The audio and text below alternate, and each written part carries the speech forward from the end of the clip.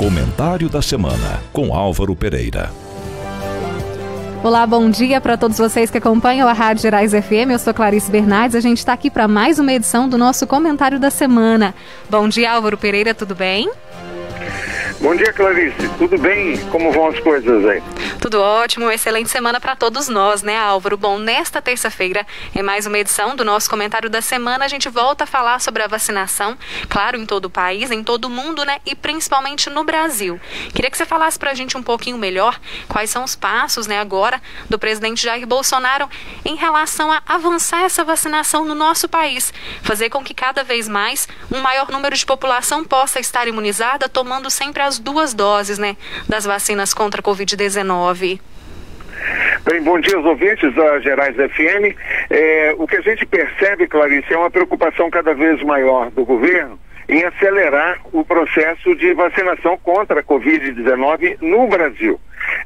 O governo está convencido e o próprio ministro da Fazenda, Paulo Guedes, está convencido de que a economia só voltará a crescer efetivamente, gerando emprego e renda, a partir do momento em que toda a população brasileira estiver imunizada. Então o governo agora, concretamente, toma medidas para acelerar esse processo de vacinação. Ontem, o presidente Jair Bolsonaro participou de uma videoconferência com o presidente da Pfizer para a América Latina. Ele pediu ao presidente da Pfizer que tente antecipar a entrega de doses já contratadas pelo governo brasileiro para os próximos meses.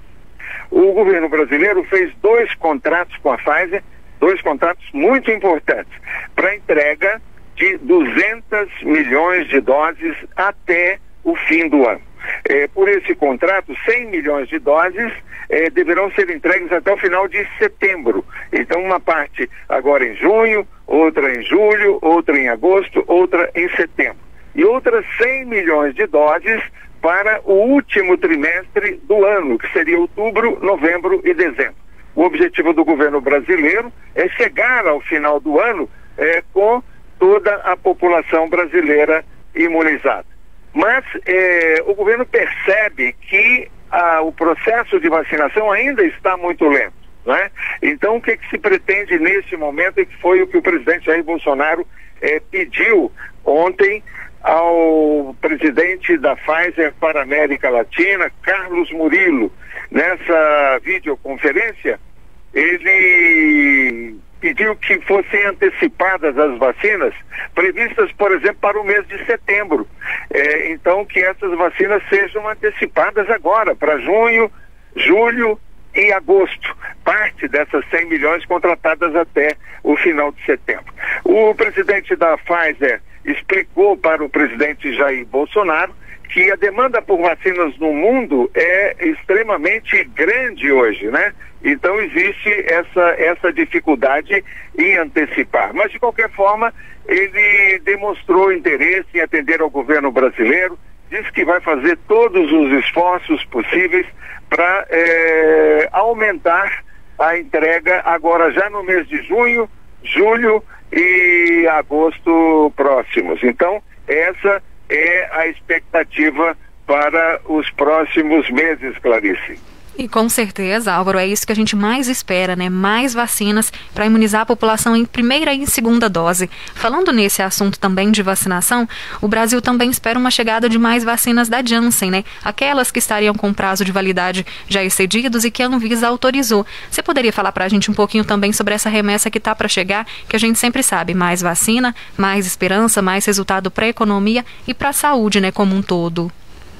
Bem, essas vacinas da Janssen complementam, né, essa oferta que o governo brasileiro pretende aumentar consideravelmente até o final de dezembro, para que se chegue a dezembro com toda a população brasileira vacinada.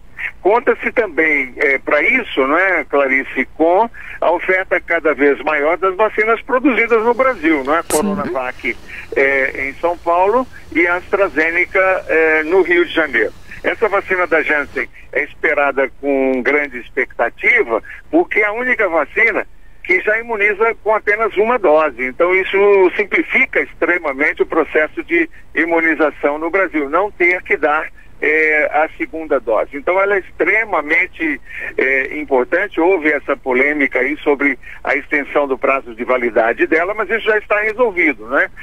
Então essa vacina está sendo aguardada aí para os próximos dias também, com grande interesse e com muita atenção. Porque os números ainda deixam muito a desejar, né, Clarice? Nós temos aí algo em torno de 55 milhões de brasileiros que receberam a primeira dose até agora, são 26%, mais ou menos aí, em torno de 26% da população imunizada com a primeira dose. Mas apenas 23 milhões de brasileiros imunizados também com a segunda dose, o que representa apenas 11,21% da população. Tivemos aí 80 milhões de doses aplicadas até agora, né, pelos diversos estados. A gente percebe também uma certa competição entre os estados para acelerar o processo de votação, muitas vezes com interesse político e até eleitoral. Um esforço grande, por exemplo, do governador de São Paulo, João Dória, para acelerar o processo de vacinação em São Paulo. E nós temos aí uma espécie de ranking, né, de estados que mais vacinaram até agora. O estado melhor colocado nesse ranking é Mato Grosso do Sul, que já vacinou 36% da população. Depois vem o Rio Grande do Sul, que vacinou 33% da população. E em seguida, em terceiro lugar, São Paulo, com 29% da população. O estado que menos vacinou até agora foi o Amapá, com 17% da população apenas. E temos Minas Gerais também bem colocado aí, já vacinou 25,49% da população, o estado de Minas Gerais. São 8 milhões de doses já aplicadas. A gente espera cada vez mais que esses números aumentem, mais pessoas vacinadas e mais pessoas aí livres dessa doença, com certeza. Álvaro, para esta terça-feira, mais alguma informação para a gente no comentário da semana? Clarice, apenas que hoje a CPI da pandemia, né, que investiga aí as ações do governo e possíveis omissões também do governo em relação ao Covid-19, ao tratamento para a Covid-19, deve ouvir o secretário de Saúde do Amazonas, Marcelo Campelo, e a gente lembra que o Amazonas viveu uma crise grave, né, nesse combate ao coronavírus, com aquela ausência, né, de oxigênio para atender aos hospitais públicos. Então, é uma troca de responsabilidades, de acusações e responsabilidades. O governo do Amazonas dizendo que faltou apoio do governo federal e do Ministério da Saúde para evitar que aquela crise ocorresse. O governo federal, o Ministério da Saúde, dizendo que não foi alertado pelo governo do Amazonas a tempo de fazer alguma coisa. Então hoje a CPI vai ouvir o secretário de Saúde do Amazonas, Marcelo Campelo, para tentar esclarecer essa questão e saber onde houve a omissão, né, no sentido de evitar essa ausência de oxigênio nos hospitais públicos de Manaus e outras cidades do estado. Pode-se esperar, né, Álvaro, que vai ser um depoimento que vai trazer informações relevantes, porque a gente lembra bastante do que passou o Amazonas, né, no período aí da sua crise de Covid, infelizmente. Sim, foi um dos períodos mais dramáticos aí da pandemia, né?